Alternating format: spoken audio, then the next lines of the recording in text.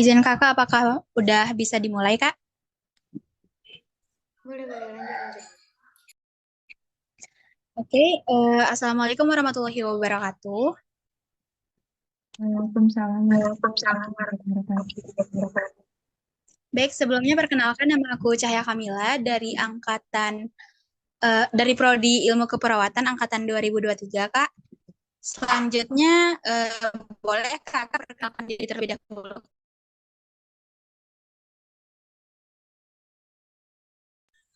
Oke, Assalamualaikum warahmatullahi wabarakatuh. Waalaikumsalam warahmatullahi wabarakatuh. Ini kita jarang ya ketemu kalau di kampus. Sebelumnya perkenalkan nama kakak Mutmaina. Adik-adik boleh panggil kakak Mut. Kakak saat ini udah masuk semester 1 di akhir semester 1 di Profesi Nurse angkatan 2024. Halo Kak Mut. Baik, selanjutnya kepada teman-teman boleh memperkenalkan diri. Pertama-tama kepada Aprilia, silakan memperkenalkan diri terlebih dahulu. Baik, sebelumnya izin Kak, saya Priliana Pratiwi, kakak bisa panggil saya Tiwi. Saya dari semester 3, Prodi Ilmu Keperawatan. Salam kenal Kak. Oke, selanjutnya kepada Tiara Ayu, silakan memperkenalkan diri terlebih dahulu. Baik Kak, sebelumnya perkenalkan nama saya Tiara Ayu Ferawati dari Prodi Ilmu Keperawatan Angkatan 2023. Salam kenal Kak. Oke, selanjutnya dilanjutkan kepada Adek Vika, silakan memperkenalkan diri terlebih dahulu, Adek. Baik, izin sebelumnya Kak, perkenalkan nama saya Devika Dia Febrian dengan NIG 1B1230015. Saya dari Prodi Ilmu Keperawatan Angkatan 23. Salam kenal Kak. Oke, selanjutnya kepada Dika Anggraini, silakan memperkenalkan diri terlebih dahulu, Dika.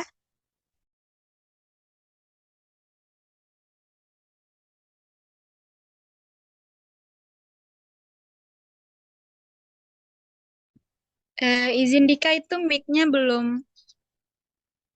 Baik, Kak, perkenalkan nama saya Dika Anggraini dari Prodi Ilmu Keperawatan Angkatan 2023. Salam kenal, Kak.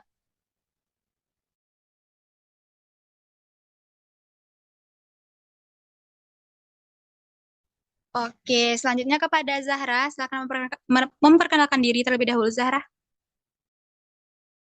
Baik, sebelumnya izin Kak, perkenalkan nama saya Zahra Nur Asyifa, biasa dipanggil Zahra, dari Prodi Ilmu Keperawatan Angkatan 2023. Salam kenal Kak. Oke, selanjutnya kepada Elianora. Silakan Elianora. Baik, perkenalkan Kak, nama saya Elianora Sinamo dari Prodi Keperawatan 23. Salam kenal Kak.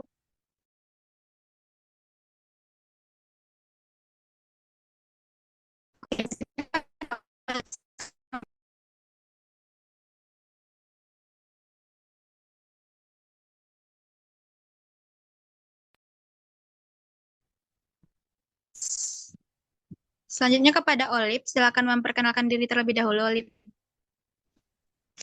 Izin Kak, perkenalkan nama saya Olivia Stephanie Rodino, biasa dipanggil Olive, dari Prodi Ilmu Keperawatan semester 3. Salam kenal Kak. Oke, dilanjutkan oleh Reva, silakan Reva perkenalkan diri dahulu. Baik, izin Kak, perkenalkan nama saya Revalina Septariani Putri dari Prodi Keperawatan Angkatan 23. Salam kenal Kak. Oke, selanjutnya kepada Levinus Dudai, silakan Levinus memperkenalkan diri terlebih dahulu.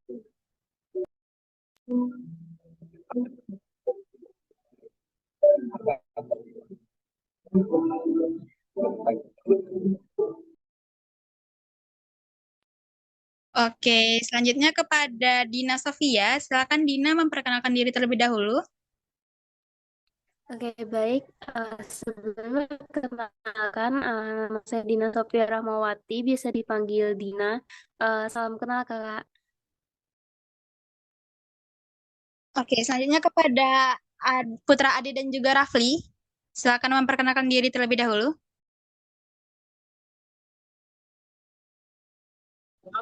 Halo Kak, perkenalkan saya Putra D dan ini kan saya Rapli. Perkenalkan nama saya Emrafli Saputra, Kak, NIM 23. Oke. Baik Kakak, pada kesempatan kali ini kita akan berbincang-bincang mengenai penyakit tuberkulosis paru Kakak. Nah, di sini kita akan melakukan beberapa tanya jawab seputaran pengalaman Kakak terkait menangani pasien yang terkena penyakit tuberkulosis Kakak. Apakah boleh Kakak? Boleh, boleh, boleh. Baik, selanjutnya kepada teman-teman. Baik, Kak. Di sini Eleonora izin bertanya, Kak. Apakah Kakak pernah melihat atau menangani sendiri pasien dengan TB paru, Kak? Dan jika ada, apakah boleh diceritakan, Kak, bagaimana pengalaman Kakak merawat pasien TB parunya, Kak? Terima kasih, Kak. Baik, izin Kakak, di sini Cahya izin mengulang pertanyaan dari Eleonora, Kak. Nah, di sini Eleonora bertanya, Kak, apakah Kakak pernah menangani pasien yang mengalami penyakit TB paru? Kalau Kakak pernah, boleh nggak Kakak menceritakan gimana pengalaman Kakak dalam merawat pasien yang terkena TB paru tersebut, Kakak? Mohon dijawab, Kakak. Oke, terima kasih sebelumnya atas pertanyaan dari Eleonora. Sebenarnya kakak udah ada pernah, cuman itu bukan diagnosa utama dia. Jadi dia tuh baru suspek atau dugaan TB paru. Nah, jadi tuh dia tuh sebenarnya tuh waktu itu kakak ketemunya di rumah sakit Abdul Manap di ruang interne karena dia diagnosa utamanya itu kalau nggak salah waktu itu batu ginjal atau apa gitu. Tapi diagnosa ada tambahannya itu TB paru dan itu baru suspek karena ada beberapa tanda yang mungkin itu mengarah ke TB paru. Kemudian untuk dari penanganan, mungkin kakak tidak terlalu fokus ke sana karena memang banyak kakak perawatnya yang memang benar kompeten ke sana itu untuk merawatnya. Paling kakak kalau misalnya ke sana itu paling untuk nanyai keadaan bapaknya gimana, terus untuk sputumnya gimana, udah keluar atau enggak gitu. Terus untuk ganti cairan infus, kemudian kemarin sempet ini juga pasang kateter juga ke pasien. Jadi pasiennya emang disarankan untuk tidak banyak melakukan mobilitas fisik. Nah, untuk dari itu kan baru suspek ya, tetapi kita sebagai tenaga kesehatan yang memang bekerja di situ, kita harus tetap protektif terhadap diri kita sendiri.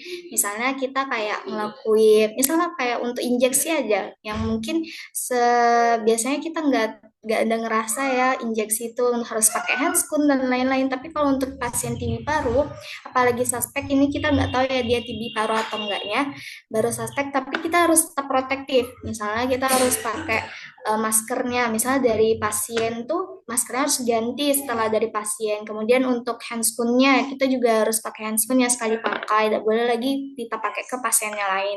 Karena kita nggak tahu mungkin dari tempat tidurnya itu mungkin ada bakteri yang bisa menular ke kita. Jadi itu sih kalau untuk pengalaman dari kakak yang mungkin belum banyak dibandingkan mungkin perawat yang lebih kompeten dari kakak.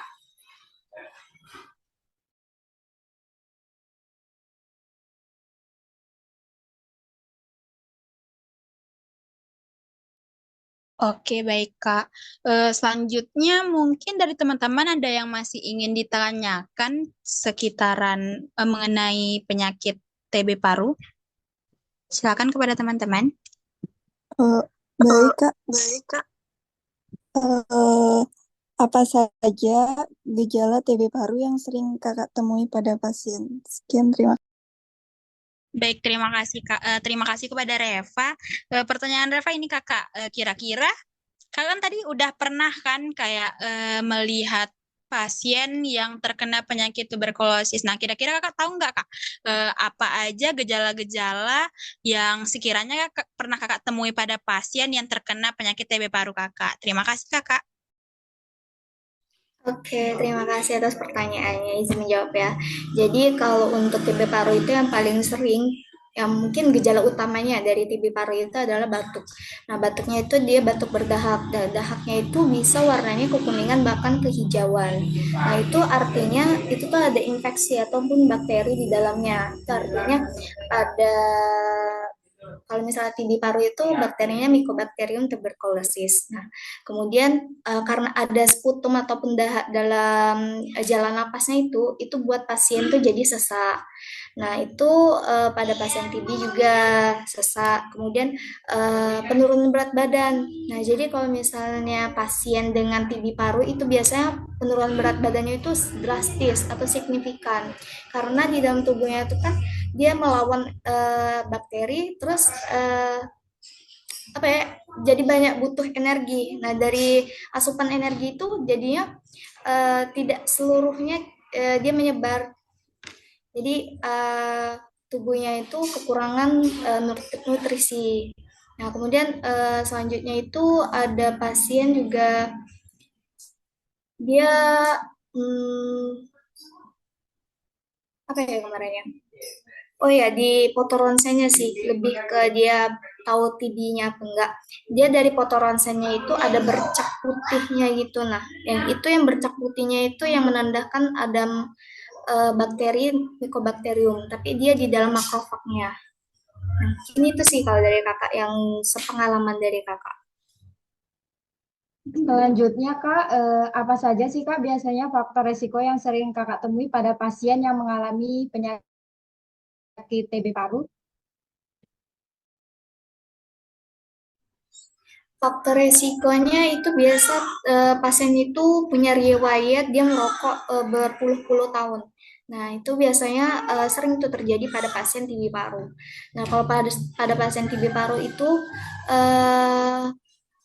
jadi kan parunya itu kayak rusak gitu kan. Nah, jadi kalau misalnya ada bakteri masuk ke dalam parunya itu akan lebih mudah untuk menginfeksi parunya. Jadi ketika ada bakteri Mycobacterium tuberculosis masuk ke dalam parunya, jadi dia lebih cepat menyebar dan menjadi TB paru. Nah, itu faktor resiko yang pertama. Kemudian dari faktor ekonomi. Nah, misalnya pada pasien TB paru itu kan biasa minum obat tuh. Nah, dia kalau misalnya meningkat TB parunya itu karena dia putus obat. Biasa sering tuh pasien TB paru tuh sering ditemukan dia putus obat karena mungkin dia ngerasa udah ada lagi gejala, dia ngerasa udah nggak mampu lagi untuk nebus obatnya dan lain sebagainya, itu biasanya sering terjadi tuh pada pasien TB paru. Nah, kemudian dari lingkungan sekitarnya, biasa dari lingkungan sekitarnya itu banyak ditemukan misalnya dia tinggal di sekitar rumah yang padat penduduk. Nah, jadi itu rentan sekali tertular dari orang yang mungkin penderita TB paru yang tanpa disadari itu ternyata dia punya TB paru. Kemudian ventilasi rumahnya yang tidak baik. Kemudian dari ventilasi rumahnya dia tuh tidak terkena matahari. Akhirnya bakteri tersebut hinggap dan tumbuh di tempat yang lembab dan akhirnya berkembang secara banyak dan itu bisa menyebabkan pasien TB paru dan muncul gejala-gejala awalnya seperti batuk yang punya dahak dan tidak sembuh-sembuh sekitar 3 mingguan. Mungkin itu saja kalau dari kakak. Baik, berarti terjadinya dari paru itu juga bisa dari ventilasi rumah. Nanti bisa menimbulkan gejala-gejala seperti yang sudah kakak sebutkan tadi, kayak batuk, terus ada sputum, juga sama penurunan berat badan gitu ya kak?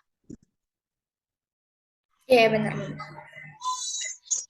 Selanjutnya kepada teman-teman, apakah masih ada yang ingin ditanyakan pada Kak Mutmainah?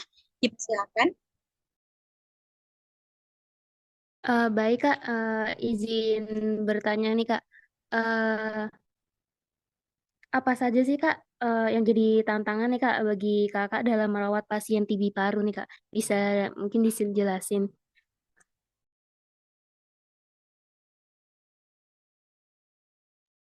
Boleh langsung dijawab. Silakan Kak. Oke.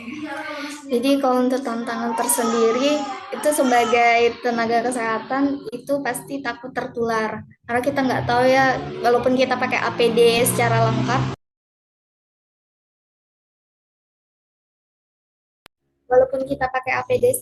kita nggak tahu nih penularannya mungkin dari dia waktu pas batuk terkena ke pakaian kita, mungkin kita tidak tahu dan kita tidak sadar akan hal itu.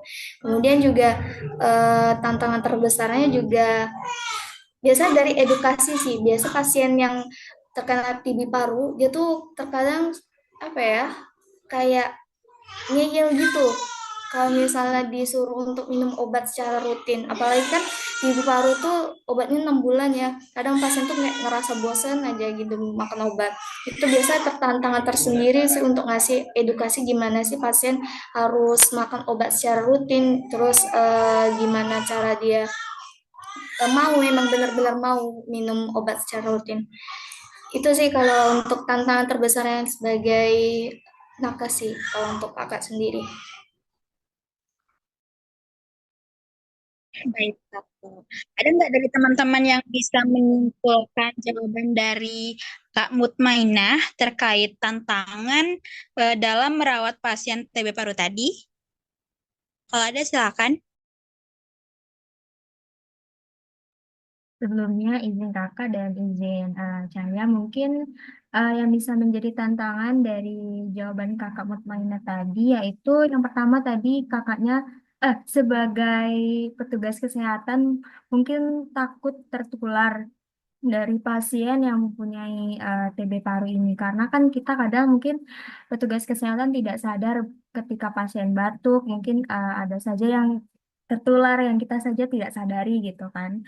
Yang kedua mungkin secara edukasi mungkin karena eh, pasien TB paru ini kan eh, mesti menjalankan pengobatan secara rutin secara 6 bulan.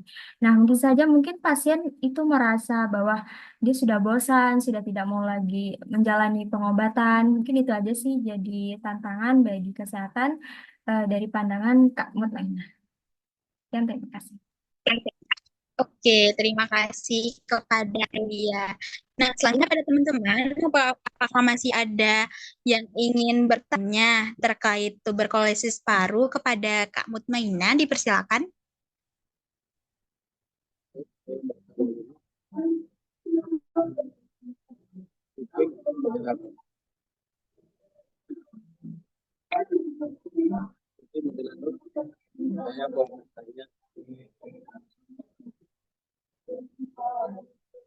Apakah kakak berdua mempunyai pengalaman trauma atau masih kurang diobatkan dan tidak bertindak lanjut dan pasien TB paru? Ada pengalaman sampai pasien diobatkan tapi tidak sampai tuntas. Terima kasih.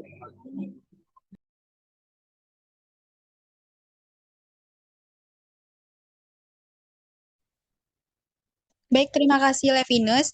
Izin kakak, izin mengulang pertanyaan dari Levinus tadi. Nah, Levinus tadi bertanya, Kak, apakah kakak pernah mempunyai pengalaman dalam merawat atau mengatasi program pengobatan yang dan tindak lanjut pasien TB paru. Nah, tadi kan kakak pas awal-awal pertanyaan tadi kan kakak sudah mengatakan bahwa kakak udah pernah mengawasi pasien dengan program pengobatan TB paru, tapi itu bukan diagnosa utamanya, Kak.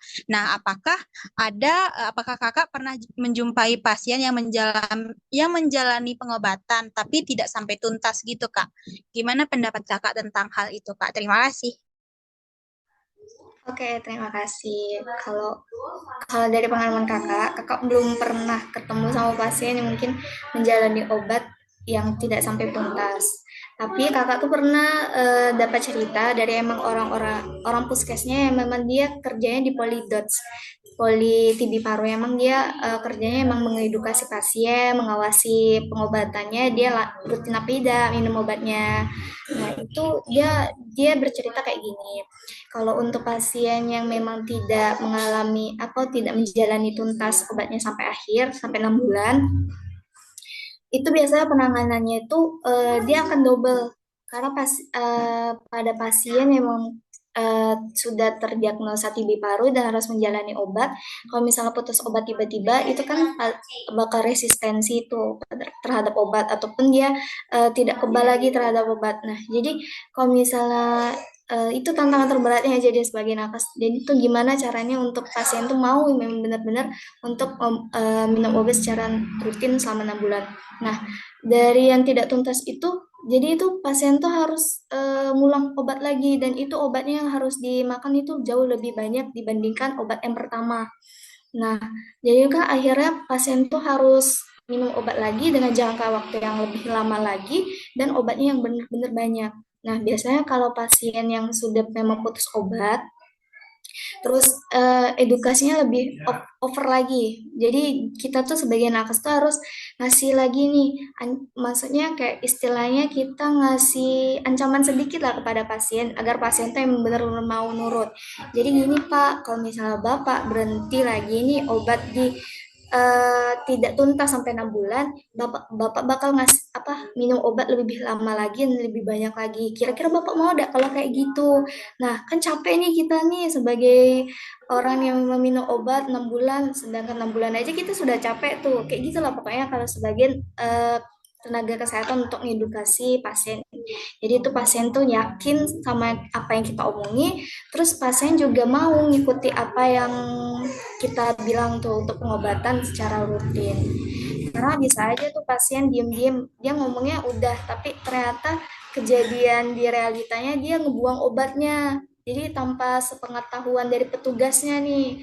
Nah itu kadang sering juga ditemui. Akhirnya pengakuan dari keluarganya ternyata dia pernah buang obat dari makannya. Nah akhirnya dia dapat pengobatan yang lebih banyak lagi dan lebih lama lagi dibandingkan pengobatan yang pertama. Ini tuh sih dari kakak.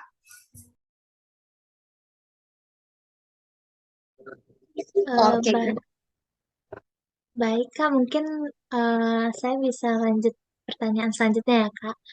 Dari pengalaman Kakak sendiri, biasanya apa nih, Kak, yang menjadi kesulitan pasien dalam menjalani pengobatan jangka panjang untuk penyakit TB paru ini? Terima kasih, Kak.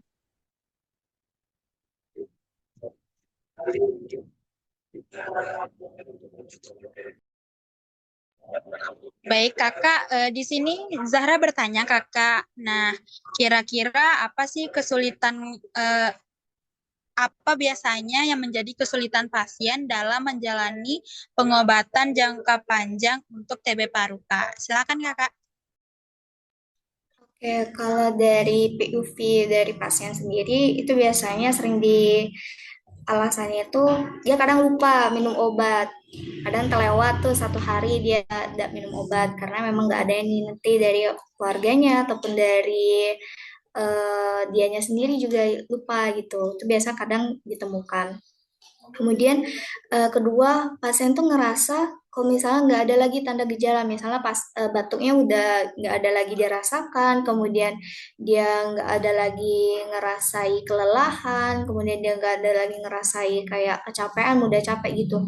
Nah itu biasanya pasien tuh akan putus obat tuh, misalnya kalau ditanya nih, kenapa nih kok pasien putus obat?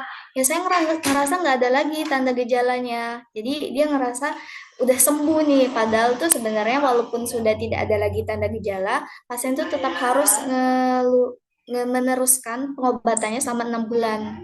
Karena kan bakteri tuberkulosis ini kan bisa tahan 6 bulan tuh. Nah, kita tahu ya, walaupun tidak ada lagi tanda gejala, itu bakteri masih ada dalam tubuh kita. Kemudian selanjutnya itu biasanya pasien tuh kalau untuk putus obat itu alasannya tuh karena udah dapat lagi obat, maksudnya habis obatnya dan dia nggak ngelapor lagi ke puskesmas atau ke rumah sakit yang terdekat. Ini tuh sih kalau untuk pasien-pasien yang sering kakak temui atau mungkin dari cerita-cerita kakak perawat yang sering bilang kayak gitu.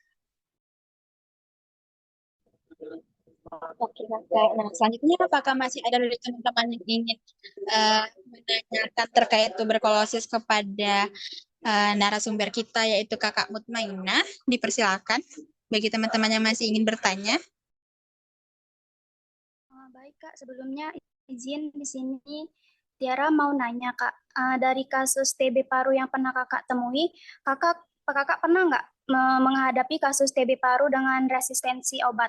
Kalau pernah, gimana sih cara Kakak menangani kasus tersebut? Baik, mungkin itu saja. Terima kasih, Kak. Oke, terima kasih Yaya. Nah, ini agak sedikit menarik, Kak. Pertanyaan dari Yaya, apakah Kakak pernah menghadapi kasus TB paru dengan resistensi obat? Nah, jika Kakak pernah, kira-kira gimana Kak cara penanganan pasien pada kasus TB paru dengan resistensi obat tersebut Kakak? Baik, silakan dijawab Kakak. Oke, sebelumnya terima kasih atas pertanyaannya. Kalau untuk secara langsung, sebenarnya kakak nggak ada pernah ketemu sama pasiennya kayak gitu. Cuman karena kakak waktu itu pernah ketemu sama memang perawat yang emang kerja di situ, jadi dia cerita nih kalau misalnya untuk pasien yang memang pernah putus obat, jadi dia yang harus ngulang obat lagi nih. Kalau misalnya ada istilahnya TB MDR. Kalau untuk di poli biasanya ada tuh TB MDR. Nah, itu biasanya pasien yang memang sudah harus pengulangan pengobatan karena dia pernah putus obat. Nah, MDR sendiri itu multi drug resistant anti tuberkulosis gitu. Nah, jadi pasiennya itu punya dapat pengobatannya double. Jadi karena dia tadi resisten atau tidak mempan lagi sama obat yang pertama, dia harus ditambah lagi sama obat-obat yang lain. Nah, obatannya itu sebenarnya bermacam-macam sih. Salah satunya kemarin ada apa ya kemarin tuh? Lupa kakak, waktu itu ada pokoknya obatnya gitu. Dan itu banyak macamnya. Kalau untuk pasien yang dia udah putus obat terus harus pengulangan obat lagi, itu banyak dan harus lebih lama lagi kalau misalnya. Baik Kakak, terima kasih. Nah, selanjutnya apakah masih ada nih dari teman-teman yang masih ingin bertanya kepada narasumber kita, yaitu Kakak Mutmainah, terkait penyakit TB paru yang kita bahas ini? Apakah masih ada dari teman-teman yang ingin bertanya? Dipersilakan.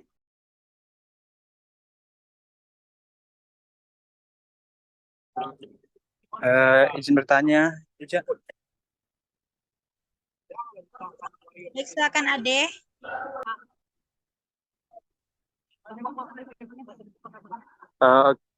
Baik Kak, ada yang bertanya terkait kasus TB paru.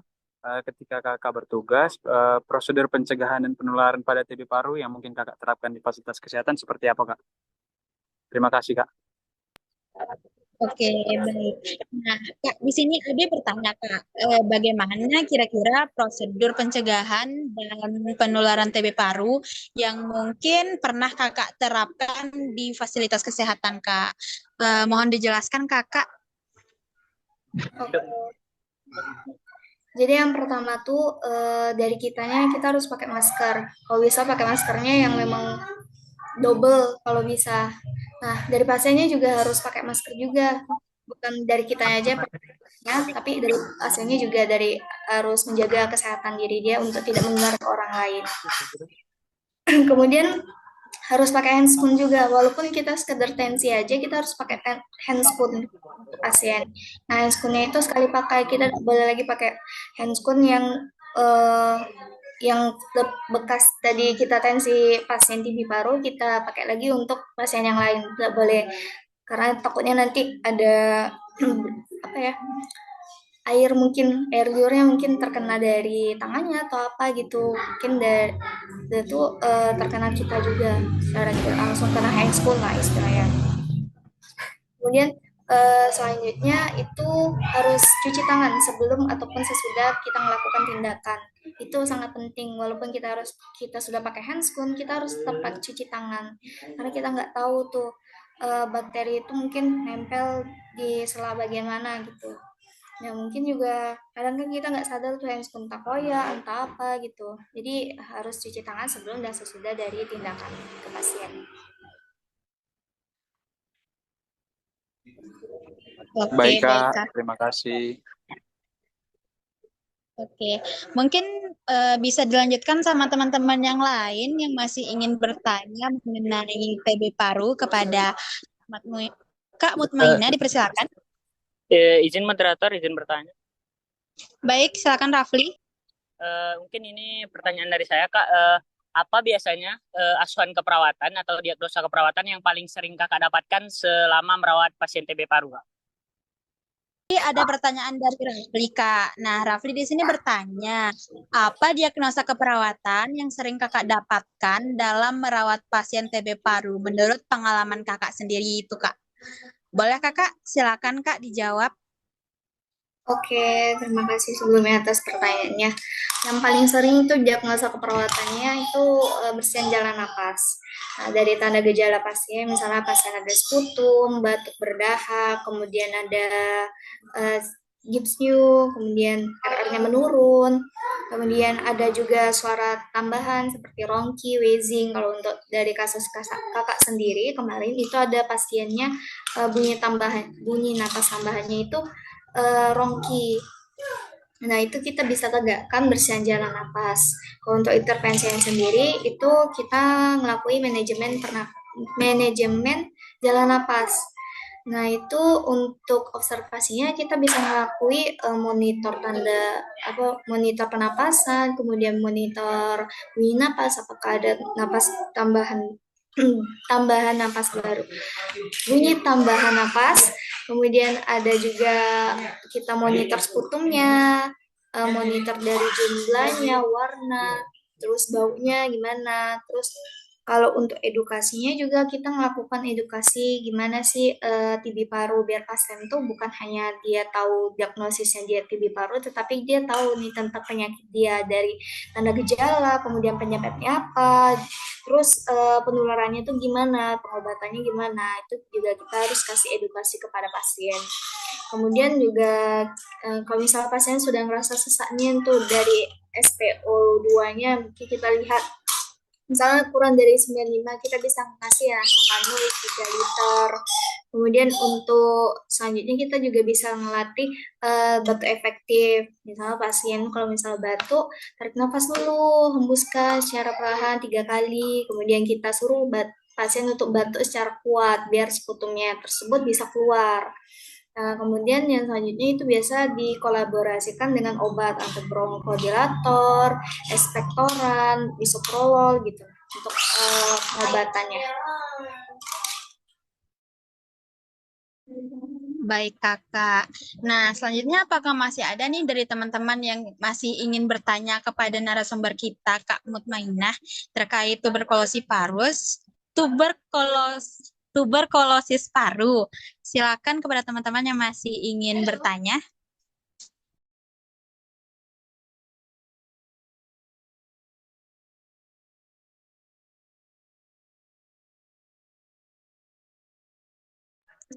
Nah, baik jika tidak ada, mungkin dari teman-teman ada nggak yang bisa menyimpulkan hasil dari beberapa pertanyaan dan juga beberapa jawaban yang sudah diberikan oleh Kak Mutmainah tadi? Ada nggak dari teman-teman yang bisa menyimpulkan hasil jawaban dari Kakak Mutmainah? Silakan untuk raise hand.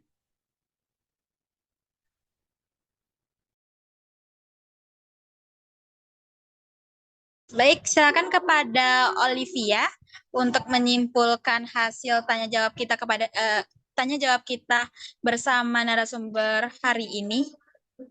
Dipersilakan. Baik, terima kasih kepada Eja.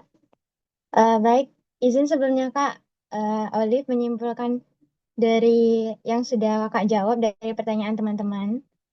Jadi, Yang pertama itu kan tadi ditanya, apakah kakak pernah melihat atau menangani sendiri pasien yang mengalami penyakit TB paru? Nah, kakak bilang itu pernah, cuman dia itu suspek atau masih diduga. Nah, kemudian tanda dan gejalanya sendiri itu ada batuk berdahak, itu dahaknya itu warna kuning atau hijau, itu disebabkan uh, itu karena adanya infeksi. Kemudian itu adalah gejala yang sering ditemui. Kemudian yang kedua ada penurunan berat badan. Mengapa pasien TB paru itu gejalanya itu ada penurunan berat badan? Karena kan dia melawan bakteri. Jadi karena dia melawan bakteri, dianya kekurangan nutrisi. Kemudian yang ketiga ada sesak. Dan yang terakhir itu ada foto ronsen. Itu seperti di fotonya itu ada bercak putih yang disebabkan oleh mikrobakterium. Nah, faktor resikonya sendiri itu yang pertama ya, faktor resikonya sendiri itu adalah riwayat merokok yang berpuluh-puluh tahun. Mengapa? Karena orang yang merokok itu kan paru-parunya rusak. Jadi mikrobakterium tadi itu lebih cepat masuk. Kemudian ada faktor ekonomi. Faktor ekonominya itu seperti eh, putus obat karena mungkin mereka tidak ada biaya untuk membeli obatnya tersebut. Kemudian untuk lingkungan sekitar itu ada padat penduduk, ventilasi rumah tidak terkena matahari. Kemudian pertanyaan selanjutnya itu tantangan merawat TB paru. Tantangannya itu kalau menurut Kak Mut sendiri itu yang pertama takut tertular. Kemudian ada edukasi. Edukasi di sini itu pasien TB paru itu kakak bilang tadi dia ngeyel. Minum obatnya tuh susah gitu. Nah, kita tuh harus mengedukasi pasien untuk minum obat secara rutin. Nah, kemudian tadi ada yang nanya, kakak pernah nggak mempunyai pengalaman merawat atau mengawasi program pengobatan dan tindak lanjut pasien TB paru? Kakak bilang belum pernah, tapi kakak udah pernah dengar cerita dari perawat-perawat yang lain. Nah, itu untuk pasiennya itu yang tidak menjalani obat selama 6 bulan akan melakukan double obat karena resisten. Obat jauh lebih banyak dan edukasinya itu lebih over. Kemudian pertanyaan Zarah tadi, apa yang menjadi kesulitan pasien dalam menjalani pengobatan jangka panjang untuk TB paru? Kesulitannya Kakak Mut bilang pasien itu lupa minum obat, tidak ada yang mengingatkan.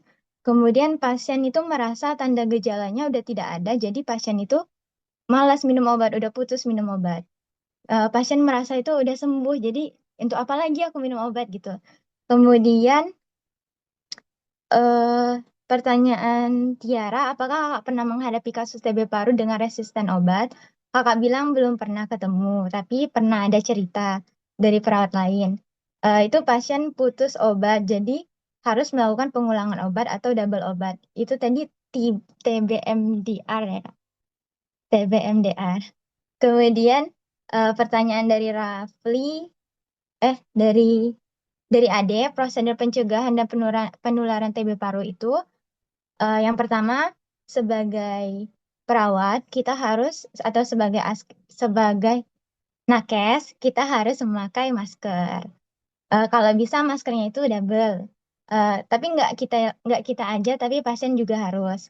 Kemudian yang kedua itu memakai handscoon. Kalau bisa handscoonnya sekali pakai. Kemudian yang terakhir ada cuci tangan. Itu cuci tangannya kita lakukan sebelum dan sesudah tindakan. Kemudian yang terakhir diagnosa asuhan keperawatannya itu sendiri yang pernah kakak temuin adalah bersihan jalan nafas tidak efektif. Itu ada tanda gejalanya itu ada sputum, suara tambahan seperti wheezing, dan kakak bilang tadi ada ronki. Kemudian frekuensi nafasnya menurun karena sesak. Kemudian intervensi yang bisa kita lakukan itu monitor bunyi nafas, respirasi, kemudian sputum yang dikeluarkan kita lihat itu warnanya apa, kemudian memberikan edukasi seputar tentang TB paru seperti tanda dan gejala, pencegahannya bagaimana. Kemudian kita bisa juga manajemen batu efektif dan kolaborasi obat. Baik, sekian itu saja yang saya dapatkan dari Kak Mutmaina. Terima kasih Kak Mutmaina. Terima kasih kepada Kak Mutmaina untuk jawabannya itu membantu sangat sekali. Terima kasih Kak. Baik, saya kembalikan kepada Eja. Terima kasih kepada Olive yang luar biasa sudah menyimpulkan beberapa jawaban yang telah diberikan oleh narasumber luar biasa kita pada hari ini. Nah, mungkin setelah disimpulkan oleh Olive tadi, mungkin juga wawancara kita pada hari ini sudah kelar, Kakak. Nah, aku sebagai moderator mewakili teman-teman dari kelompok 1A mengucapkan terima kasih banyak kepada Kakak Mutmainah Sarjana Keperawatan atas wawasan dan membagi cerita dan juga pengalaman Kakak terkait pasien dengan kasus TB paru yang pernah Kakak jumpai tadi, Kakak. Nah, semoga wawancara kita pada hari ini bermanfaat dan juga bisa menambah wawasan bagi Cahya dan juga teman-teman semuanya, Kakak. Nah, selanjutnya izin Kakak, apakah boleh kita sesi dokumentasi terlebih dahulu, Kakak, sebelum ditutup? Baik, Kakak, sebelum menutup sesi wawancara kita pada hari ini, saya selaku moderator memohon maaf Kakak apabila ada salah kata dan juga saya mengucapkan terima kasih Kakak sekali lagi kepada Kakak Mutmainah Escape yang sudah menyempatkan waktunya di sela-sela kesibukannya untuk berbagi wawasan dan juga berbagi cerita kepada kami mengenai pengalaman yang sangat berharga yang udah Kakak jumpai tadi. Terima kasih Kakak Mutmainah. Terima kasih Kak. Terima kasih, Kak. Terima kasih Kak. Terima kasih, Kak. Terima kasih Kak.